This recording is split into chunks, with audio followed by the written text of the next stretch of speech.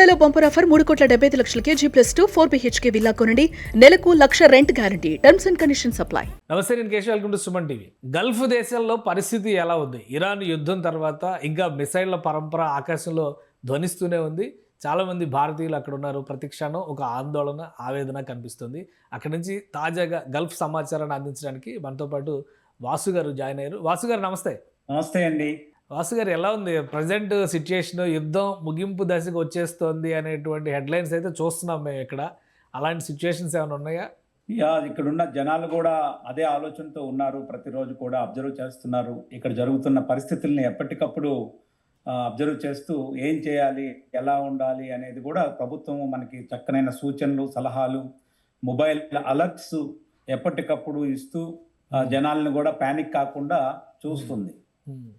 అసలు present situation ఏంటంటే ఎక్కువ మంది ఇరాన్ రిటాలియేషన్, ప్రతీకార దాడులు ఈ స్థాయిలో ఉంటాయి, ఇన్ని రోజులు కొనసాగితేనే ఎవరు కూడా ఊహించలేదు.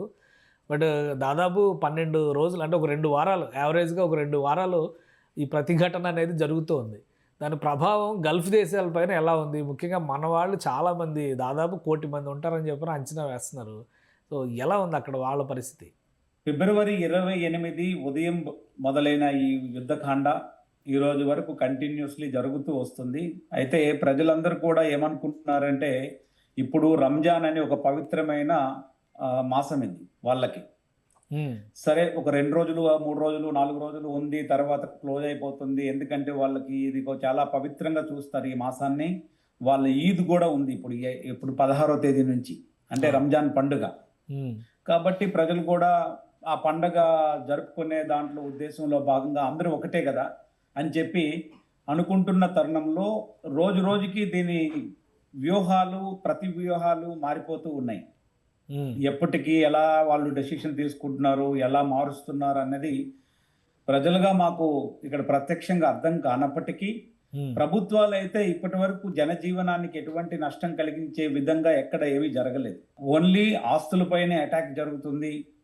ప్రత్యేకంగా అమెరికాకు సంబంధించిన దళాలపైన కావచ్చు, అమెరికాకు సంబంధించిన US నేవీ బేస్ల పైన కావచ్చు, ఇలాంటి దానిపైన అటాక్ చేస్తున్నారు తప్ప మనకి సామాన్యులకి ఇబ్బంది కలిగించే విధంగా ఎక్కడ కూడా ఏమీ చేయటం లేదు. తర్వాత ఇక్కడ మెయిన్ కట్టడి చాలా బలంగా ఒకటి చేశారు, సోషల్ మీడియా ఫేక్ న్యూస్లు. ఇది ఇరాన్ మిసైల్ కన్నా ప్రమాదం. ఎందుకంటే పాత వీడియోల్ని, కొత్త వీడియోల్ని జతపరిచి పబ్లిక్ లోకి వెళ్ళడం వలన ప్యానిక్ అయ్యే సిచ్యువేషన్ ఉంది. ఎక్కడ ఏం జరుగుతుందో కూడా ప్రజలకు అర్థం కాదు. కాబట్టి దాన్ని చాలా బలంగా మానిటరింగ్ చేస్తూ కట్టడి చేశారు. కానీ ఒకటి ఇప్పుడు ఈ గల్ఫ్ దేశాల కౌన్సిల్ ఒకటి ఉంది, GCC, గల్ఫ్ కంట్రీస్ కౌన్సిల్. ఈ ఒక రిప్రజెంటేషన్ చేద్దాము అందరం కలిసి, ఇది రంజాన్. ఎందుకంటే మీరు చెప్పినట్టుగా రంజాన్ అనేది పవిత్రమైన మాసం. దాదాపు గల్ఫ్ దేశాలు అన్నింటిలో కూడా పండగ వాతావరణం ఉండేటువంటి సందర్భం.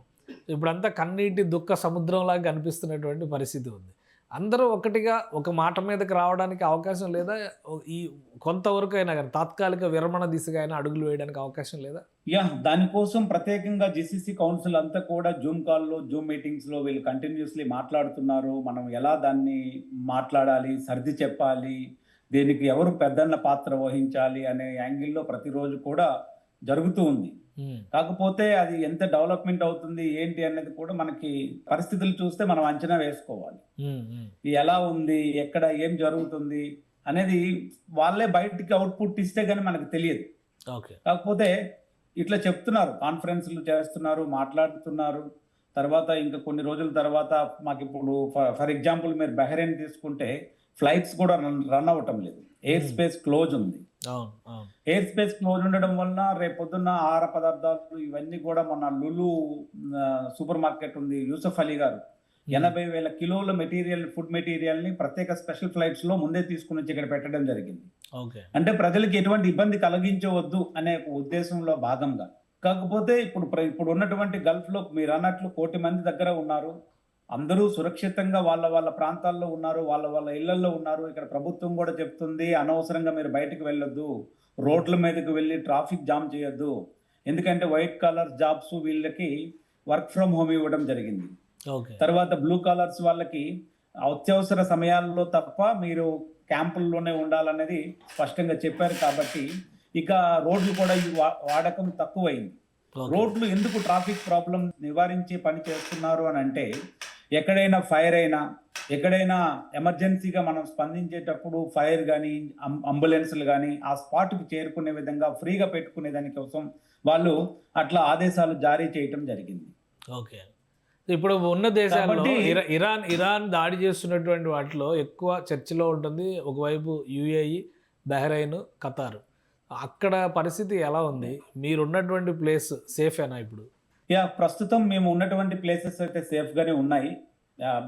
ఏమి అటాకింగ్ ఏమి లేదు. ఎందుకంటే ఫస్ట్ 28వ తేదీ యుఎస్ నేవీ బేస్ పైన చాలా గట్టిగా అటాక్ చేసినప్పుడు అదంతా కూడా సముద్ర తీర ప్రాంతంలో ఉంటుంది యుఎస్ నేవీ బేస్ అనేది.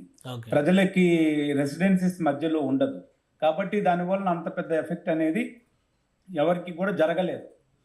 బట్ ఆ ప్రాంతంలో 2-3 కిలోమీటర్ల సరౌండింగ్లో ఉన్న ప్రజల్ని అక్కడ నుంచి వేకెట్ చేసి మీరు సురక్షిత ప్రాంతాలకు వెళ్ళాలనేది ఆ రోజే గట్టిగా ఆదేశాలు ఇవ్వటం జరిగింది. అలాగే ప్రతి దేశంలో కూడా ఖత్తర్ కానీ, దుబాయ్ కానీ, మస్కట్ అంటే ఇప్పుడు ఈ 2 రోజుల నుంచి అటాక్ చేస్తున్నారు. బట్ ముందుగా Kuwait, Bahrain, Saudi Arabia, ఖత్తరు, Abu Dhabi దీంట్లోనే అటాక్ అనేది జరుగుతున్నప్పుడు వాళ్ళు ఎక్కడైతే అటాక్ చేస్తున్నారో ఆ పరిసర ప్రాంతాల నుంచి జనాలను ముందుగానే తరలించేస్తున్నారు, వెళ్ళిపోమని కూడా స్పష్టంగా ఆదేశాలు ఇస్తున్నారు అన్నమాట. మీ అంచనా ఏంటి? ఇది ముగింపుకు వస్తుంది అనుకోవచ్చు, ఎందుకంటే డొనాల్డ్ ట్రంపే స్వయంగా అన్నాడు యుద్ధం ముగింపుకు వచ్చేస్తుంది అని చెప్పని ఈరోజు వచ్చినటువంటి ఫ్రెష్ హెడ్లైన్స్. ముగింపు దశకి వచ్చింది అని అనుకోవచ్చా? డొనాల్డ్ ట్రంప్ ముగింపు దశకు వస్తుందన్న స్టేట్మెంట్స్ ఎంత దేనిగా ఉందో, ఇరాన్ అధ్యక్షుడు కూడా తన కండిషన్స్ని అప్లై చేస్తేనే మేము ముగింపు చేస్తామన్నది కూడా వాళ్ళు అఫీషియల్ ట్వీట్స్లో మనం చూస్తున్నాం ప్రత్యక్షంగా. కాబట్టి దీన్ని ఎంతవరకు కన్సిడర్ చేస్తారు, ఎవరు దీనికి చర్చలు చేసి ఒక ముగింపు దశకు తీసుకొస్తారు అనేది మొత్తం ఎంటైర్ గల్ఫ్ మిడిల్ ఈస్ట్ అంతా కూడా చూస్తుంది అనమాట ఏం చేయాలని. అలాగే అట్ సేమ్ టైం మన ప్రభుత్వాలకి, మన రాష్ట్ర ప్రభుత్వాలకి, మన కేంద్ర ప్రభుత్వాలకు కూడా ఇక్కడ ప్రజలు వేడుకుంటున్నారు, మాకు తీసుకుని వెళ్ళి ఏదో చేయండి, తీసుకుని వెళ్ళేందుకు ఫ్లైట్స్ ఇవి అరేంజ్ చేయాలి అని చెప్పటాని కోసం కూడా ప్రయత్నాలు చాలా బలంగా అన్ని కమ్యూనిటీలు పనిచేస్తున్నాయి. వాళ్ళ కమ్యూనిటీస్ ఉంటాయి కదా, ఇక్కడ కర్ణాటక కావచ్చు, తెలుగు అసోసియేషన్స్ కావచ్చు, మహారాష్ట్ర, అందరూ కూడా వాళ్ళ స్థాయిలో ప్రభుత్వంతో కోఆర్డినేట్ చేస్తూ ఉన్నారు. సో వెనక్కి వచ్చే అవకాశాలు ఉన్నాయా? గవర్నమెంట్ సహకరిస్తే వెనక్కి వచ్చేస్తారా?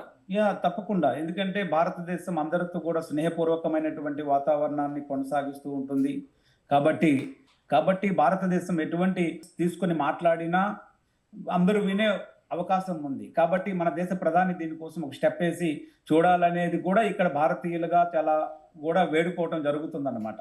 బట్ వాళ్ళకున్నే అప్లికేషన్స్ తర్వాత ఇవన్నీ కూడా చూస్తారు, అక్కడ తీవ్రత బట్టి కూడా వాళ్ళు లిఫ్ట్ చేస్తారు. మనం ఉక్రెయిన్ ఆ యుద్ధంలో కూడా చూసాం, అక్కడ పరిస్థితులు బట్టి అక్కడ మిలిటరీని పెట్టి అక్కడ ఫ్లైట్స్ తేవటం ఇవన్నీ కూడా జరిగిందన్నమాట. అయితే ఇక్కడ ప్రజలు ఇప్పుడు ఆల్రెడీ ప్రయాణాలు అయితే కొనసాగిస్తున్నారు. ఎందుకంటే ప్రత్యేకంగా సౌదీ అరేబియా నుంచి, ఒమాన్ నుంచి ఫ్లైట్స్ అయితే ఫ్రీక్వెంట్గా వెళ్తున్నాయి. రియాద్, దమాం, జిద్దా నుండి కూడా సౌదీ అరేబియా నుంచి వెళ్తున్నాయి. సో అంటే ఇప్పుడు యుద్ధం జరుగుతున్నటువంటి పర్షియన్ గల్ఫ్లో ఉన్నటువంటి దేశాల కంటే కూడా అరేబియా సముద్రం వైపు ఉన్నటువంటి దేశాల వైపు కొంత ప్రశాంతత ఉంది అనుకోవచ్చా? రాకపోకలకు కానీ, సరుకుల రవాణాకు కానీ స్కోప్ ఉందా? ఉంది. అయితే ఇక్కడ ప్రత్యేకంగా చెప్పాల్సింది ఏంటంటే, సరుకులు కూడా ఈ రోజు వరకు కూడా ప్రజలకు ఎటువంటి ఎక్కువ ధరలకు అమ్మటం కానీ, తర్వాత సడన్ గా మీకు యుద్ధం ఉందని మీ ఇష్టానుసారంగా వ్యవహరించటం కానీ పూర్తిగా కట్టుదిట్టంగా ఉంటుంది ఇక్కడ. అలా మన చేయటానికి లేదు ఇక్కడ సూపర్ మార్కెట్స్ కానీ ఇవన్నీ. అయితే ప్రస్తుతానికైతే ఎటువంటి ఆహార పదార్థాల విషయంలో కానీ, వాటర్ విషయంలో కానీ, పెట్రోల్ విషయంలో కానీ ఇప్పటి వరకు ఎటువంటి ఇబ్బంది అయితే లేదు. రైట్. Thank you. పర్ఫెక్ట్ గానే ఉంది. థ్యాంక్ యూ వాసు గారు విశ్లేషణ అందించినందుకు. ఏంటంటే సోషల్ మీడియాలో పాత వీడియోల్ని, ఈ వీడియోల్ని, తర్వాత గేమ్స్ ఉంటాయి, ఆ వీడియోలను కూడా మెన్షన్ చేసి వీడియోల్ని విడిచిపెడుతున్నారు. కాబట్టి మీ మీడియా కూడా గ్రౌండ్ రియాలిటీతో కనెక్ట్ అయ్యి వాస్తవాన్ని చెప్తే ప్రజలకి చాలా దగ్గర అవుతుంది. దీన్ని చాలా బలంగా మీరు తీసుకుని వెళ్ళాల్సిన అవసరం ఎంతైనా ఉంది. దాంట్లో సుమన్ టీవీ కూడా పూర్తి భాగస్వామ్యం ఉండాలి. తప్పకుండా సుమన్ టీవీ ఆ విషయంలో బాధ్యత తీసుకుంటుంది. అందుకనే ప్రత్యక్షంగా అక్కడ ఉన్నటువంటి మీలాంటి వారి అభిప్రాయాలు తీసుకుని వాటిని మాత్రమే మేము కూడా పబ్లిష్ చేస్తున్నాము. ఏది పడితే అది సోషల్ మీడియా వైరల్స్ని మనం టేకప్ చేసేటువంటి పరిస్థితి ఉండదు. సో మీరు జాగ్రత్తగా ఉండండి. వీలైనంత తొందరగా ఈ యుద్ధం క్లోజ్ అవ్వాలని చెప్పని కోరుకుందాం. అక్కడ ఉన్నటువంటి భారతీయులందరూ కూడా సురక్షితంగా ఉండాలని ఎప్పుడైనా కోరుకుందాం. ఇది స్పెషల్ డిస్కషన్. అలానే భారతీయులు ముఖ్యంగా అక్కడ బాధపడుతున్నటువంటి వాళ్ళు, ఇబ్బంది పడుతున్న వాళ్ళు తిరిగి స్వదేశానికి రావడానికి సన్నద్ధంగా ఉన్నారని వాసు గారు చెప్తున్నారు. ప్రభుత్వాలు కనుక స్పందిస్తే ఈ విషయానికి సంబంధించి ఒక పరిష్కారం వచ్చేటువంటి ఛాన్సెస్ ఉంటాయి. ఇది స్పెషల్ డిస్కషన్. Keep watching.